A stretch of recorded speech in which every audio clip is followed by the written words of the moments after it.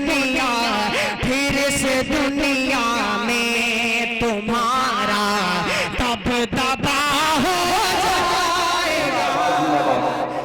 یہ تھے عزیزم اسد اللہ بہادر گنجوی، جو خوبصورت آواز میں خوبصورت کلام گنگنا رہے تھے اور ڈھیر ساری دعائیں محبتیں لوٹ رہے تھے۔ آئیے دوستو، وقت کی قلت دامنگیر ہے، فہرست میری کافی طویل ہے، یہ میں بار بار اعلان کر رہا ہوں۔ میدان ترنم سے سفر کرتے ہوئے میدان خطابت کے میدان کا سفر کرتا ہوں اور ہندوستان کے عظیم مقرر تک پہنچنے کی جسارت اور جرات کرتا ہوں۔ میدان خطابت کا شہسوار مقرر حضرت العزیز حضرت مولانا محمد سلیم صاحب قاسمی دامت برکات میں ڈالیا ہے۔ میں حضرت سے گزارش کر رہا ہوں کہ آپ تشریف لائیں اور اپنے نورانی و عرفانی خطاب سے ہم تمامی سامعین کو محظوظ و مستفیض فرمائیں۔ استقبال کرتا ہوں اس شعر کے ساتھ کہ میرا مالک میری خواہش سے بڑھ کر بھیج دیتا ہے، میرا مالک میری خواہش سے بڑھ کر بھیج دیتا ہے، میں قطرہ جب بھی مانگوں وہ سمندر بھیج دیتا ہے۔ ارے وہ عبرت ناک کر دیتا ہے ظالم کی کہانی کو، وہی فرعون کے گھر میں پیغمبر بھیج دیتا ہے۔ ارے وہی محفوظ رکھتا ہے نبی کو غار کے اندر، وہی تو مکریاں جالے کبوتر بھیج دیتا ہے، وہی تو مکریاں جالے کبوتر بھیج دیتا ہے۔ میں بہت ہی ادب و احترام کے ساتھ حضرت والا سے گزارش کر رہا ہوں کہ آپ تشریف لائیں اور اپنے خطاب سے نوازیں۔ الحمدللہ رب العالمین والصلاة والسلام علی سید الانبیاء والمرسلین محمد و آلہ و اصحابہ اجمعین۔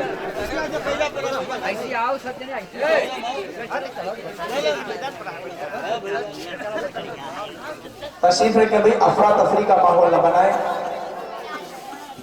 اگر افراتفری کا ماحول بنائیں تو قاری سراج مدنی کا ایک شعر بھی سماعت فرما لیں کہ اس زندگی کو حسن عمل سے سجائیے، اس زندگی کو حسن عمل سے سجائیے، ایمان کو نکھاریے، قسمت جگائیے، اور دل میں اگر محبت خیر الانام ہے، آپ لوگوں سے کہہ رہا ہوں، دل میں اگر محبت خیر الانام ہے تو ایک قدم بڑھ کے ذرا آگے آئیے، تو ایک قدم بڑھ کے ذرا آگے آئیے، اس طرف آ جائیے، کافی جگہ پڑی ہوئی ہے۔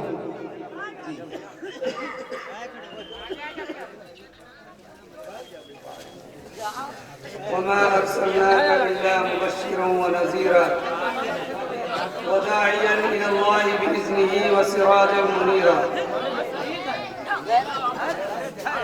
صدق الله العظيم وصدق رسوله النبي الكريم ونحن على ذلك لمن الشاهدين والشاكرين والحمد لله رب العالمين۔ حضرات محترم، علماء کرام، بزرگان دین اور میری پس پردہ بیٹھی ہوئی ماں اور بہنوں،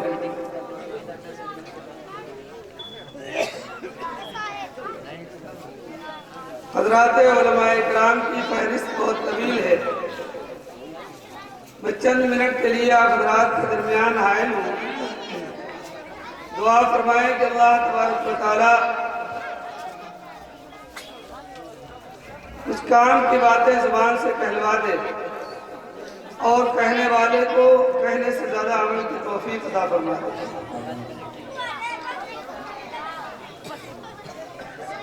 یہ ربیع الاول کا مبارک مہینہ، جس مبارک مہینے کے اندر کائنات انسانیت کے وجود کی منشا اور مشرب کو اللہ تبارک و تعالیٰ نے وجود بخشا۔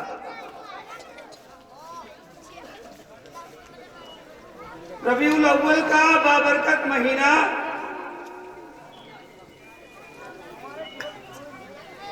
جس مبارک مہینے کے اندر ہم سب کے پیارے آقا تاجدار مدینہ احمد مجتبی محمد مصطفیٰ صلی اللہ تعالی علیہ وسلم کو اللہ تبارک و تعالی نے اس کائنات انسانیت کے لیے، اس کی ہدایت و رہبری کے لیے کی فلاح و بہبودی کے لیے دنیا کی تخلیق کا وجود اللہ تبارک و تعالیٰ نے بنا کر کے اس انسانیت کے اوپر آپ کی پیاری ماں حضرت آمینہ علی نبینا علیہ السلام اور آپ کے والد محترم حضرت عبداللہ کی حیثیت سے اور آپ کے دادا جان خواجہ ابو طالب اور آپ کے چچا عبد المطلب اس کنبر قبیلے کے ساتھ جناب محمد رسول اللہ صلی اللہ علیہ وسلم کو عرب کی تپتی ہوئی ریتیلی زمین کے اوپر ایسے موقع کے اوپر نہ دن ہے نہ رات بلکہ صبح کا سہانا وقت ہے، ربیع الاول کی علماء کرام کی متفقہ فیصلے کے مطابق 9 تاریخ کو اللہ تبارک و تعالیٰ نے اس دنیا کے اندر بھیجا۔ یہ سلسلہ میں نے آپ کے سامنے کیوں گرایا؟ میں ڈائریکٹ یہ بھی کہہ سکتا تھا کہ اللہ کے نبی جناب محمد رسول اللہ صلی اللہ علیہ وسلم کو اللہ تبارک و تعالیٰ نے اس مبارک مہینے کے اندر فلاں تاریخ کو بھیجا۔ دراصل اس زمانے کے اندر ایک جماعت ایسی ہے جس نے ہم سب کے پیارے آقا جناب محمد رسول اللہ صلی اللہ علیہ وسلم کی شریعت مطہرہ کے اوپر اور آپ کی شخصیت کے اوپر ایک بدنما داغ لگا دیا، اور وہ ایسا داغ ہے کہ دنیا کے علماء کرام سچی اور پکی اہل سنت کی اتباع کرنے والے علماء کرام پوری طاقت استعمال کر رہے ہیں کہ اس داغ کو دھل دیا جائے، اس داغ کو ختم کر دیا جائے، اس کو نیست و نابود کر دیا جائے۔ دلائل کی روشنی میں تمام طریقے سے علماء کرام مٹانے کی کوشش کر رہے ہیں، لیکن اس نے ایسا داغ پیدا کر دیا کہ وہ داغ ختم ہونے کا نام نہیں لے رہا۔ اور ستم بالائے ستم یہ ہے کہ انہی علماء کرام کو اسلام کا دشمن نعوذ باللہ ثم نعوذ باللہ الامان الحفیظ جناب محمد رسول اللہ صلی اللہ تعالی علیہ وسلم سے بغض و عداوت رکھنے والا بتایا جاتا ہے۔ اللہ حفاظت فرمائے اور ان کو ہدایت نصیب فرمائے۔ اللہ تبارک و تعالیٰ نے حضرت آمینہ کی گود کے اندر جناب محمد رسول اللہ صلی اللہ تعالی علیہ وسلم کو پیدا فرما کر یہ بتلا دیا کہ جس طریقے سے ہم ایک باپ کی اولاد ہیں، ہم سب کے پیارے آقا تاجدار مدینہ جناب محمد رسول اللہ صلی اللہ تعالی علیہ وسلم بھی اسی طریقے سے ایک ماں کی اولاد ہے۔ جس طریقے سے دنیا کا ہر انسان ایک باپ کی اولاد ہوتا ہے، اسی طریقے سے ہم سب کے پیارے آقا جناب محمد رسول اللہ صلی اللہ تعالی علیہ وسلم بھی ایک باپ کی اولاد ہے۔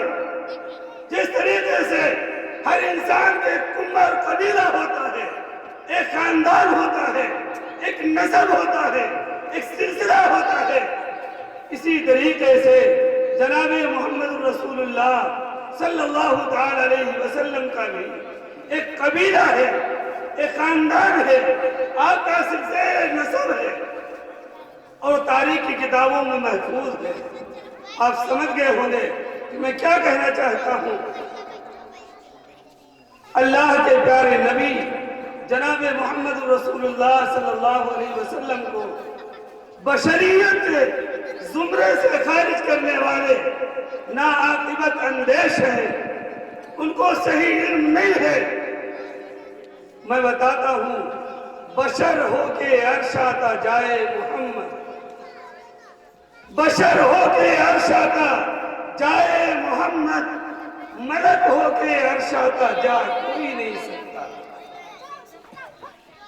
جناب محمد رسول اللہ صلی اللہ علیہ وسلم کی شخصیت بشریت کے لبادے میں پوری دنیا کے انسانوں، یہاں تک کہ انبیاء کرام علیہ السلام میں بھی سب سے اعلیٰ وارفہ ہے۔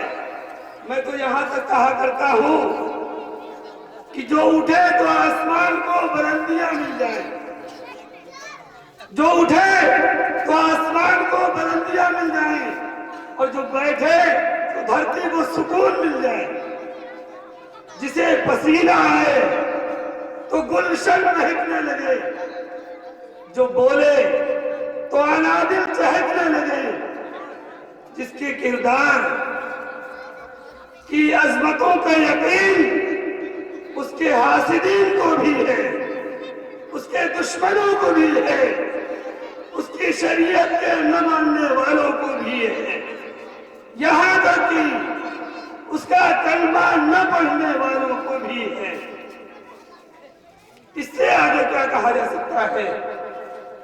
اس کی عظمت، اس کی بڑائی، اس کا تفوق، اس کی برتری، اس سے آگے اور کیا ہو سکتی ہے؟ کہ خود حاکم الحاکمین فرماتا ہے لولاک لما خلقت الافلاک، اگر مجھے اس شخصیت کو دنیا کے اندر بھیجنا نہ ہوتا تو اس کائنات کے نظام کو نہ بناتا۔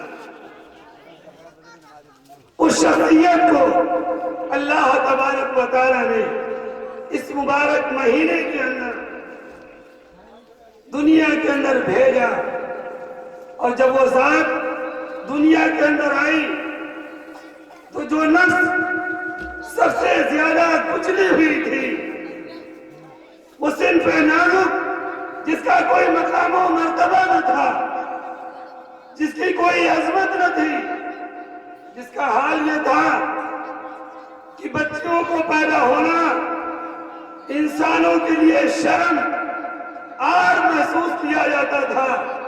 لوگ اپنی بچیوں کو زندہ درگور کر دیا کرتے تھے، زندہ دفن کر دیا کرتے تھے۔ یہ کہتے تھے کہ کل یہ ہمارے لیے ہماری عزت کو مٹانے کا ایک ذریعہ بنے گی، اس لیے اس کا زندہ رہنا ضروری نہیں ہے، اس کو زندہ دفن کر دیا کرتے تھے۔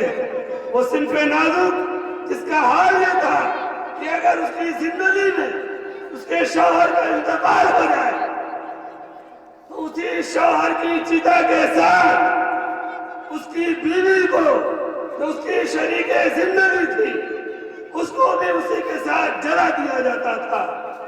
اس صنف نازک کو جناب محمد الرسول اللہ صلی اللہ تعالی علیہ وسلم کے آنے کے بعد عزت و مقام ملا، شرف و منصب ملا، جاہ و حشمت ملا۔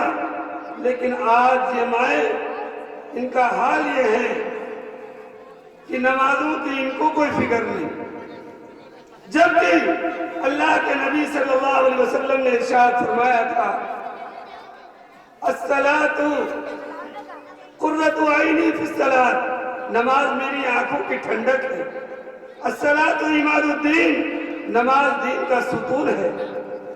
مرد ہو، عورت ہو، پڑھا لکھا ہو، جاہل ہو، عرب کا رہنے والا ہو، عجم کا رہنے والا ہو، پردھان منتری ہو یا ادنا سے ادنا درجے کا انسان ہو، ہر مسلمان کے اوپر 5 وقت کی نماز فرض ہے۔ لیکن ہماری ماں بہنیں جن کو شرف و منصب اللہ کے نبی کی زندگی کے آنے کے بعد ملا، انہیں نماز پڑھنے کی توفیق نہیں ملتی۔ یہی مائیں تھی جن کی گود میں اسلام پلتا تھا، یہی مائیں تھی جن کی گود میں اسلام پلتا تھا، انہی گودوں میں انسان نور کے سانچے میں ڈھلتا تھا۔ یہ مائیں پیدا کرتی تھی نمازی، دھنی تلوار کے میدان کے غازی۔ یہ مائیں جب بھی لیتی تھی بلائیں تو یوں کرتی تھی بیٹے کو دعائیں، عبادت میں کٹے بیٹا جوانی، شہادت میں ختم ہو زندگانی۔ لیکن آج ہماری ماں بہنوں کا حال کیا ہے؟ اللہ حفاظت فرمائے۔ ارے میری ماں اور بہنوں، کم از کم اپنے مقام اور منصب کو پہچانو کہ تمہارا کوئی وجود نہ تھا، پیارے نبی نے تمہیں وجود عطا فرمایا، کم از کم ان کی آنکھوں کو تو تکلیف نہ پہنچاؤ۔ اللہ ہمیں بھی سمجھ کی توفیق عطا فرمائے، پوری امت مسلمہ کو سمجھ کی توفیق عطا فرمائے۔ اکابرین علماء کرام موجود ہیں، تفصیلی بیانات ان کے ہوں گے، میں انہی چند باتوں پر اپنی بات کو ختم کرتا ہوں۔ میں ہمیشہ آپ کے درمیان میں آتا رہتا ہوں، پھر موقع ملا انشاءاللہ پھر کبھی گفتگو ہوگی۔ اللہ تبارک و تعالیٰ کہنے سے زیادہ عمل کی توفیق عطا فرمائے۔ وآخر دعوانا الحمدللہ رب العالمین۔